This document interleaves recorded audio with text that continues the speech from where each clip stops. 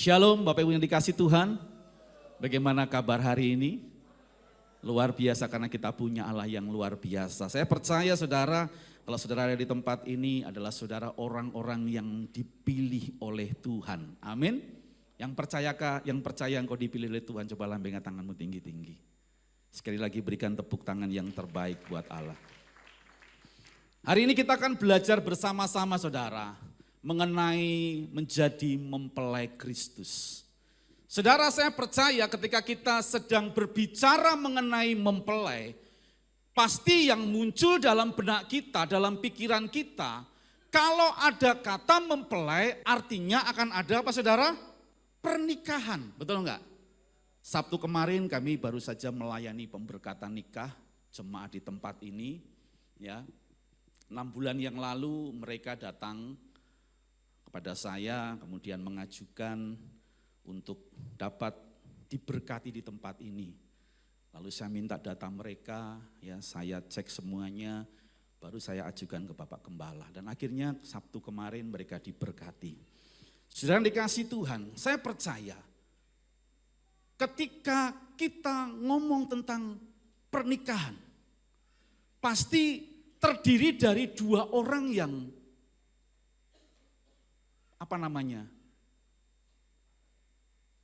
yang pertama pasti sepakat.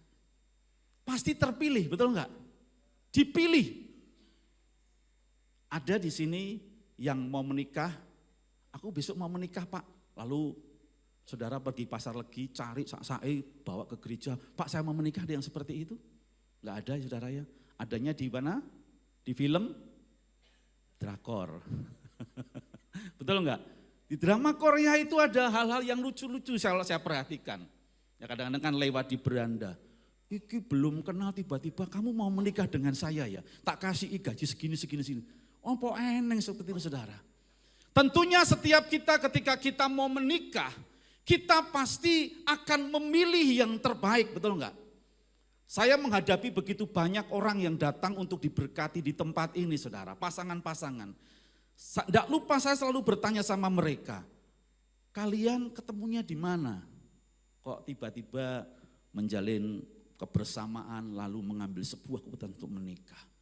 Pak, ada yang ngomong gini, Pak, kami ini ketemu tidak sengaja. Loh, kok tidak sengaja di mana? Pas saya makan Pak, di sebuah warung makan, begitu saya duduk, saya memperhatikan, wah ada seorang wanita, kok hati saya bergetar. Lalu kenalan saudara. Tidak berhenti sampai di situ. Kenalan mulai menjalin sebuah kedekatan, mulai tahu, oh ini namanya ini dan sebagainya. Terus berlanjut akhirnya sampai menikah. Ada yang tiba-tiba diajak saudaranya ketemuan keluarga besar. Lalu ada saudaranya yang membawa seseorang untuk diperkenalkan. Dicek, dikenali, dan akhirnya cocok, lalu mereka menikah. Artinya orang ketika mau menikah, dia gak mungkin akan sembarangan. Sempat saya tanya kepada seorang pasangan, seorang pria yang akan menikah, saya tanya begini. Kamu yakin dengan pasanganmu ini? Yakin Pak? Saya gojek saudara, saya gojek dan sengaja saya tanya gini. Kan di luar sana banyak wanita. Terus dia ngomong gini, iya Pak. Memang di luar sana tuh banyak wanita Pak. Ya. Tapi yang spesial dari calon saya ini, yang pertama Pak, dia tuh bukan hanya cantik Pak. Saya sampai bingung ketika ngomong sama dia, kamu tuh bukan hanya cantik, tapi kamu tuh ngangeni, kamu itu baik hati, kamu tuh tidak sombong, kamu tuh pengertian, saudara, komplit. Ya. Itu loh Pak yang membuat saya jatuh cinta. Coba yang datang dengan pasangannya coba angkat tangan. Yang pasangannya dari sebelahnya coba dilihat. Yang perempuan, kamu dulu gitu enggak ya? Kalau ada di cerita-cerita drama-drama zaman dulu kan ada toh. Kenapa kamu menikah? Karena saya menginjak katak Pak. Lalu saya menikah. Saudara, artinya apa? Orang yang akan menikah itu adalah orang yang dipilih. Dan saya percaya setiap kita yang di tempat ini sudah dipilih, ditentukan oleh Tuhan untuk menjadi mempelai Kristus. Yang percaya katakan amin. Amin. Kita tuh orang yang dipilih oleh Tuhan. Bahkan firman Tuhan mengatakan sejak zaman purbakala, sebelum kita ada, kita sudah ditentukan oleh Tuhan. Itu sebuah kehormatan yang besar yang Tuhan berikan buat setiap kita. Sehingga kita dikatakan menjadi mempelai Kristus, karena kita gerejanya Tuhan. Di dalam Wahyu 19 ayat 7-8 dikatakan seperti ini. Marilah kita bersuka cita dan bersorak-sorai dan memuliakan Dia, karena hari perkawinan anak domba telah tiba dan pengantinnya telah siap sedia. Dan kepadanya dikaruniakan supaya memakai kain lenan halus yang berkilau-kilauan dan yang putih bersih. Lenan halus itu adalah perbuatan-perbuatan yang benar dari orang-orang kudus. Coba kita melompat ke 2 Korintus 11 ayat 2b. Karena aku telah mempertunangkan kamu kepada satu laki-laki untuk membawa kamu sebagai perawan suci kepada Kristus. Jadi saudara, setiap kita yang sudah ditebus oleh Tuhan, setiap kita yang sudah percaya kepada Tuhan, itu adalah umat yang dipilih oleh Tuhan untuk kelak menjadi mempelai-mempelainya pria. Kalau saudara belajar di Efesus, saudara, di situ diceritakan mengenai sebuah ayat yang menggambarkan mengenai hubungan antara Kristus dengan jemaatnya. Ada satu ayat berkata seperti ini, hai istri-istri, tunduklah kepada suamimu. Hai suami-suami, kasihlah istrimu.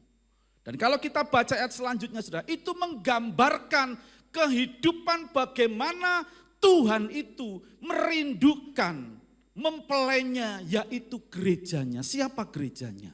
Saya dan saudara. Jadi kita ini sudah dipertunangkan sebagai perawan suci di hadapan Tuhan. Untuk itu ketika kita menyadari bahwa setiap kita adalah sudah dipertunangkan, akan dipersiapkan menjadi mempelai-mempelai Kristus. Lalu bagaimana agar kita menjadi seorang calon mempelai yang berkenan di hati Tuhan? Yang pertama coba buka Efesus 4 ayat 13. Sampai kita semua telah mencapai kesatuan iman dan pengetahuan yang benar tentang anak Allah, kedewasaan penuh dan tingkat pertumbuhan yang sesuai dengan kepenuhan Kristus. Sehingga kita bukan lagi anak-anak yang diombang-ambingkan oleh rupa-rupa angin pengajaran, oleh permainan palsu manusia dalam kelicikan mereka yang menyesatkan. Tetapi dengan teguh berpegang kepada kebenaran di dalam kasih, kita bertumbuh di dalam segala hal ke arah Dia, Kristus yang adalah kepala. Yang pertama, menjadi pribadi yang dewasa secara rohani. Lalu cirinya apa? Kalau kita tadi baca di Efesus 4 ayat 13 dan 14 sampai 15 ini saudara, adalah bahwa mereka dikatakan mereka mengalami tingkat pertumbuhan yang sesuai dengan kepenuhan Kristus. Artinya apa? Ketika mereka percaya kepada Tuhan Yesus, setelah mereka mengikuti Yesus, mereka mengalami pertumbuhan di dalam Tuhan. Jangan sampai kita mengaku sebagai orang Kristen, orang yang percaya kepada Tuhan dari dulu, sekarang, sampai selamanya tidak pernah berubah. Orang yang dewasa itu mengalami pertumbuhan. Kalau dulu datang hanya sebagai jemaat di tempat ini, duduk jam 7, jam 10, jam 5 sore, selesai 2 jam pulang. Minggu depan datang lagi, minggu depan datang lagi, minggu depan datang lagi. Dari tahun pertama, tahun kedua, tahun ketiga, tahun keempat, tahun kelima, bahkan mungkin 10 tahun. Saudara di tempat ini, saudara mungkin gak ngalami pertumbuhan. Itu bukan dewasa. Karena kedewasaan tidak ditentukan dari berapa banyaknya engkau mengikut Yesus. Tetapi bagaimana kita mengalami pertumbuhan. Saya percaya saudara, Ketika setiap minggu kita datang di tempat ini, kita ditaburi oleh firman Tuhan, kita diberikan makan firman Tuhan. Setiap hari kita menonton ya doa pagi online, kita mendengarkan firman Tuhan. Kita sebagai anak yang normal harusnya mengalami pertumbuhan. Tapi tidak jarang ternyata masih banyak orang yang mungkin setiap minggu datang ke gereja, tapi tidak pernah mengalami pertumbuhan.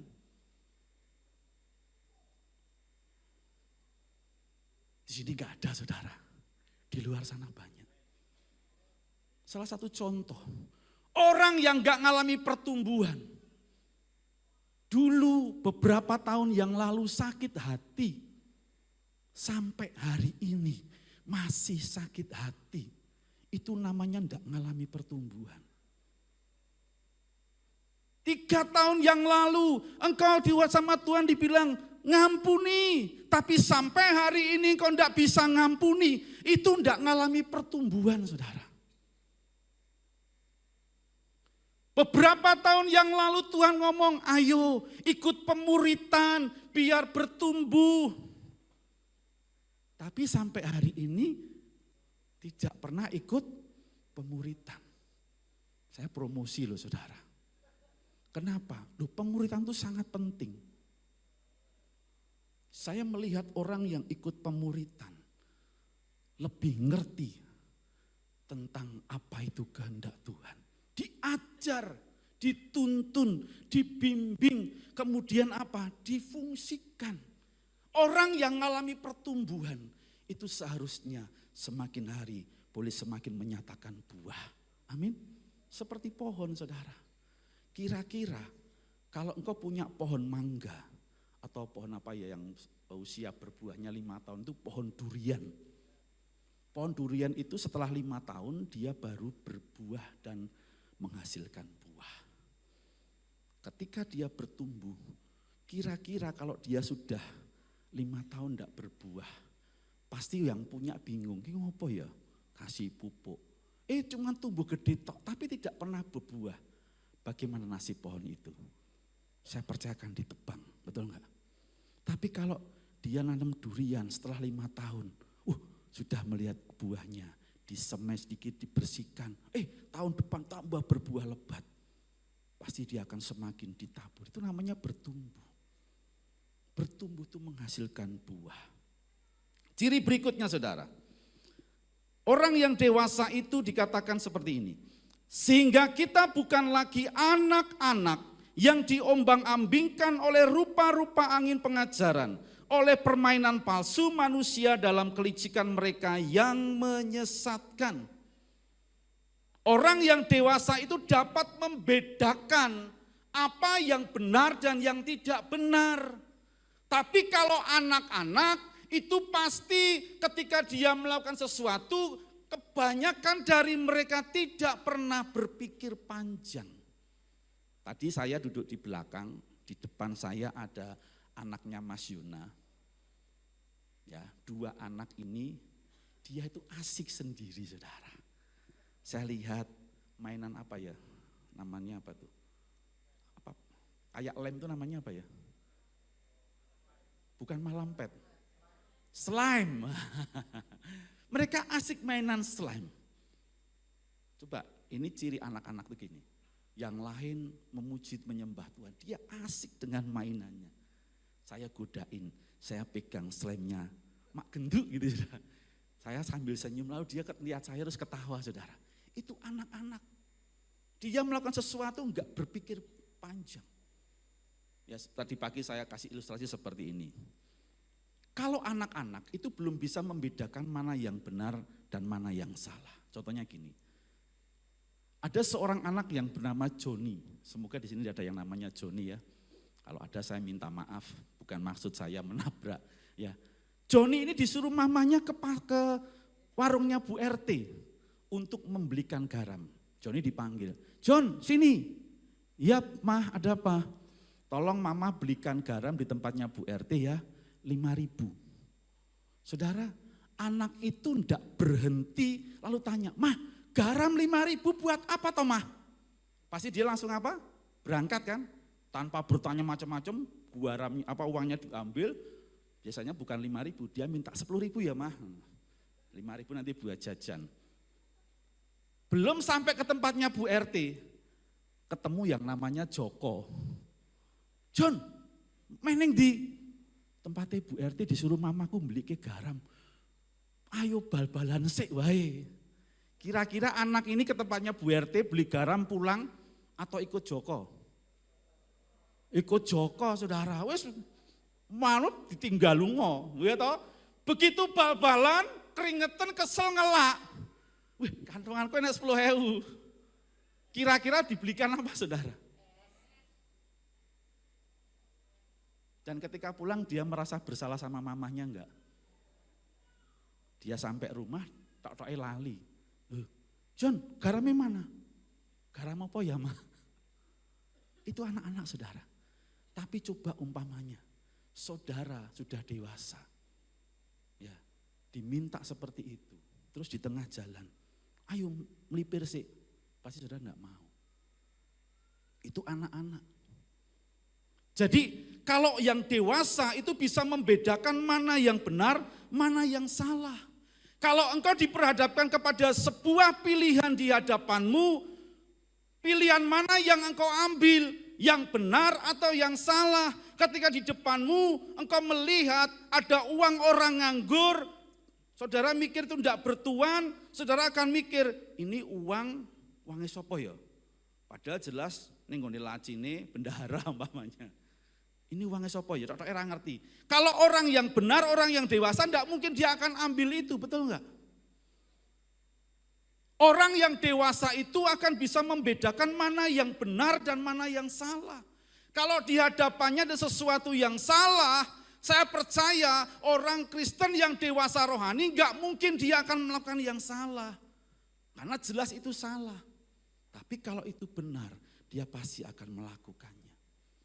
Tidak mungkin orang Kristen yang sudah bertumbuh menjadi dewasa rohani ketika diperhadapkan kepada pilihan yang bercabang satu benar satu salah, dia akan sengaja mengambil yang salah. Saya percaya enggak ada. Tapi pasti orang yang memiliki kedewasaan rohani, dia pasti akan mengambil yang benar. Karena orang yang dewasa rohani bisa membedakan mana yang benar dan yang salah. Lalu yang berikutnya saudara, ciri orang yang dewasa. Dikatakan, tetapi dengan teguh berpegang kepada kebenaran di dalam kasih, kita bertumbuh di dalam segala hal ke arah Dia, Kristus yang adalah kepala. Orang yang dewasa rohani itu memiliki keyakinan yang teguh. Sekali Yesus tetap Yesus.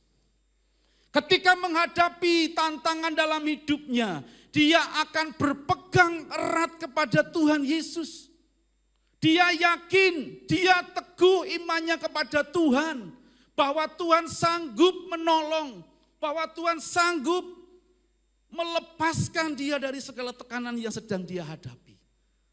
Itu orang yang dewasa, memiliki keyakinan yang teguh di dalam Tuhan. Tapi kalau orang yang tidak dewasa rohani, saudara, minggu bisa ke gereja, tapi hari berikutnya bisa cari pegangan yang lain. Saya dulu sering menjumpai teman-teman yang Kristen. Kita ini kan sering ketemu, sering ngobrol. Terus di tengah-tengah obrolan kadang-kadang buka-bukaan dompet, saudara. Ya, bukaan dompet bukan pamer uang loh saudara. Tapi pamer apa? Begitu dompetnya dibuka. Loh, ki opo ki kok enek kain mori putih diselipkan di situ. Dia ngomong, iki cekelanku. Padahal dia ngakunya orang Kristen. Iki cekelanku loh. Cekelan apa maksudnya? Iki sing mendampingi aku. Iki enek ilmu kebali, saudara. Coba buka dompet teman. Loh bener loh saudara, itu terjadi. Ngakunya Kristen, ngakunya percaya Yesus, tapi masih percaya yang lain. Saya masih sering menjumpai karena sakit tidak sembuh-sembuh, dia mulai tidak lagi mempercayai Yesus. Dia tidak lagi memegang imannya bahwa Tuhan sanggup menyembuhkan. Tapi ketika ada bisikan, ke tempatnya sana, di sana ada orang pintar yang bisa menyembuhkan. Mulai goyang imannya ke sana, ke situ, cari kesembuhan, tidak sembuh-sembuh. Padahal sebenarnya kesembuhan itu hanya ada di dalam Tuhan. Kenapa? Karena saya juga menjumpai begitu banyak orang. Di tengah-tengah dia sakit, di tengah-tengah penderitaan karena sakit. Ketika dia tetap berpegang teguh kepada Tuhan, banyak yang mengalami mujizat kesembuhan yang daripada Tuhan. Itu orang yang dewasa rohani. Orang yang dewasa rohani adalah memiliki keyakinan yang teguh. Lalu yang kedua, bagaimana agar kita dapat menjadi seorang calon mempelai yang berkenan di hati Tuhan. Yang kedua coba kita lihat 2 Korintus 11 ayat 2-3. Sebab aku cemburu kepada kamu dengan cemburu ilahi, karena aku telah mempertunangkan kamu kepada satu laki-laki untuk membawa kamu sebagai perawan suci kepada Kristus. Tetapi aku takut kalau pikiran kamu disesatkan dari kesetiaan kamu yang sejati kepada Kristus, sama seperti Hawa diperdayakan oleh ular itu dengan kelicikannya. Saudara, yang kedua, saudara, mari jadilah mempelai-mempelai Kristus yang memiliki kasih yang besar kepada Tuhan. Kasih yang meluap-luap kepada Tuhan. Pertanyaannya, hari-hari ini ketika engkau datang kepada Tuhan, engkau datang hanya karena sebuah kewajiban dalam tanda kutip, atau engkau masih dengan hati yang berdetak keras ketika datang di hadapan Tuhan? Halo? Ketika engkau datang kepada Tuhan, apakah engkau masih merindukan Tuhan?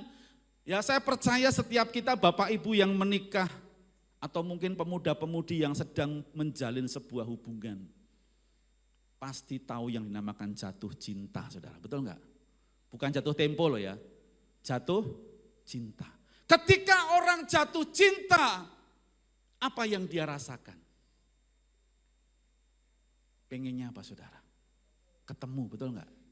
Pengennya dia selalu ingin berjumpa. Bahkan yang dibayangkan setiap hari adalah kekasihnya. Setiap hari yang ada dalam pikirannya adalah orang yang dikasihinya. Ketika kita jatuh cinta pertama kali kepada Tuhan Yesus, saya percaya pengennya setiap hari ke gereja, inginnya setiap hari berdoa dengan sungguh-sungguh, menikmati hadirat Tuhan, membangun persekutuan dengan Tuhan. Itu orang yang memiliki cinta yang besar. Tapi hari-hari coba cek diri kita. Karena saya enggak tahu loh saudara, kondisi saudara. Yang tahu cuma saudara. Apakah hari-hari ini engkau masih merindukan engkau berjumpa dengan Tuhan? Mengalami perjumpaan dengan Tuhan? Bapak Gembala ini mengajarkan kepada kita. Ya, kalau saudara perhatikan, setiap kali Pak Gembala naik ke mimbar, setiap kali Pak Gembala mengajak kita memuji menyembah Tuhan, ada sebuah kalimat yang selalu disampaikan. Apa itu saudara? Berapa banyak saudara rindu mengalami apa? Perjumpaan dengan Tuhan. Karena ketika engkau setiap kali engkau berdoa, memuji, menyembah Tuhan, ketika engkau mengalami perjumpaan dengan Tuhan, engkau pasti akan menikmati keluar biasaan Tuhan. Betul enggak saudara? Ketika kita mengalami perjumpaan dengan Tuhan, saya percaya masalahmu pasti akan selesai. Sakitmu pasti akan disembuhkan. Tantanganmu pasti akan dilalui dengan luar biasa bersama dengan Tuhan. Makanya saudara, kalau di tempat ini teman-teman pemuji, pemain musik. Ini bukan pajangan saudara. Mereka itu melayani dengan hati loh. Bayangkan mereka sudah jauh-jauh hari mempersiapkan pujian. Yang WL mulai nyusun pujian, nanti apa ya Tuhan, mau nyanyi apa ya. Mulai nyusun, hari Jumat mereka datang ke tempat ini latihan. Ya, menyediakan waktu untuk berlatih, mempersiapkan diri. Minggu mereka mau tugas, saya percaya mereka enggak datang ibadahnya jam 5, mereka enggak mungkin datang jam 5 kurang seperempat. Ada yang datang jam 4, ada yang datang jam 4:4, lalu mereka bersama-sama berkumpul mempersiapkan diri berdoa. Saudara, mereka itu bukan pajangan. Kalau mereka mengajak setiap kita memuji menyembah Tuhan, itu bukan untuk kita nonton mereka menyanyi memuji Tuhan. Mereka mengajak kita mengalami perjumpaan dengan Tuhan.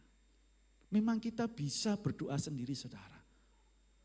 Tapi ketika kita bersama-sama di tempat ini, yuk sama-sama satukan hati. Kalau pemimpin pujian, ayo angkat tanganmu sembah Tuhan. Sembah Tuhan dengan sungguh-sungguh. Amin. Nikmati perjumpaan dengan Tuhan. Karena ketika engkau datang hendak memberikan dan rindu berjumpa dengan Tuhan, engkau pasti akan mengalami perjumpaan yang akan mengubahkan hidup kita. Amin. Lalu bagaimana kita dapat menunjukkan perasaan kasih kepada Tuhan? Orang yang menyatakan memiliki kasih yang besar, yaitu dengan apa? Dengan menjaga kesucian hidupnya. Di ayat 2b dikatakan, karena aku telah mempertunangkan kamu kepada satu laki-laki untuk membawa kamu sebagai perawan suci kepada Kristus. Artinya kalau kita sudah ditentukan menjadi mempelai-mempelai yang mau mengasihi Tuhan dengan sungguh-sungguh, mari hari-hari ini jaga kehidupan kita sebagai perawan yang suci di hadapan Tuhan. Artinya kita menjaga kekudusan hidup kita. Kalau kita tahu sudah dipertunangkan, mari hari-hari ini bangun hidupmu dengan benar di hadapan Tuhan. Supaya kita benar-benar kedapatan orang yang dipersiapkan memang menjadi mempelainya Kristus. Kalau saudara membaca di Kejadian 24 ayat 14 sampai 27, di situ dikisahkan ketika Abraham akan mencari menantu saudara. Ya. Ketika dia menyuruh bawahannya untuk mencarikan menantu untuk Ishak, dia menjumpai seorang gadis yang luar biasa. Di ayat 16 dikatakan seperti Kejadian 24. Anak gadis itu sangat cantik parasnya. Seorang perawan, belum pernah bersetubuh dengan laki-laki. Ia turun ke mata air itu dan mengisi buyungnya, lalu kembali naik. Untuk itu mari saudara hari-hari ini kita sebagai perawan-perawan suci yang dipersiapkan untuk menjadi mempelai. Jaga kekudusan hidup kita. Amin. Karena tanpa kekudusan tidak ada seorang pun yang dapat berjumpa dengan Tuhan. Karena Tuhan adalah Tuhan yang kudus. Lalu yang kedua saudara, bagaimana kita bisa menunjukkan perasaan kasih kita kepada Tuhan? Kalau yang pertama tadi dikatakan menjaga kesucian hidup. Yang kedua menjaga kesetiaan. 2 Korintus 11 ayat 3 dikatakan, tetapi aku takut kalau pikiran kamu disesatkan dari kesetiaan kamu yang sejati kepada Kristus, sama seperti Hawa yang diperdayakan oleh ular itu dengan kelicikannya. Hari-hari ini mari di saat-saat kita menunggu perkawinan anak domba, menunggu saatnya kita berjumpa dengan mempelai pria. ketika masih ada waktu, masih ada kesempatan, mari jadilah pribadi-pribadi yang setia kepada Tuhan. Ada yang memberikan ungkapan setia. Apa itu setia? Setiap kelokan ada, setiap tempat ada. Jangan seperti itu, namanya bukan setia. Yang namanya setia adalah satu pribadi mempelai pria Kristus, sekali Yesus tetap Yesus. Tidak ada yang lain. Apapun yang datang menghadapi kita, tantangan apapun, mari jangan sampai hati kita berpaling kepada yang lain. Tetapi kita menjadi pribadi yang setia. Menjaga kesetiaan kita hanya kepada Yesus. Dan beranilah ketika ada tawaran, ketika ada sebuah penawaran yang luar biasa. Engkau pilih Yesus atau jabatan. Engkau pilih Yesus atau warisan. Engkau pilih Yesus atau apa, saudara. Tetaplah pilih Yesus. Amin. Sekali Yesus tetap Yesus. Jangan sampai kita tidak setia. Tapi biarlah dalam penantian kita menjadi mempelai-mempelai Kristus. Kita menjadi pribadi-pribadi yang setia di dalam Tuhan. Dua hal sudah saya sampaikan, bagaimana agar kita menjadi seorang calon mempelai yang berkenan di hadapan Tuhan. Yang pertama, menjadi dewasa rohani. Yang kedua, memiliki kasih yang besar kepada Tuhan. Dengan menjaga hidup kita tetap kudus di hadapannya dan menjaga kesetiaan di hadapan Tuhan.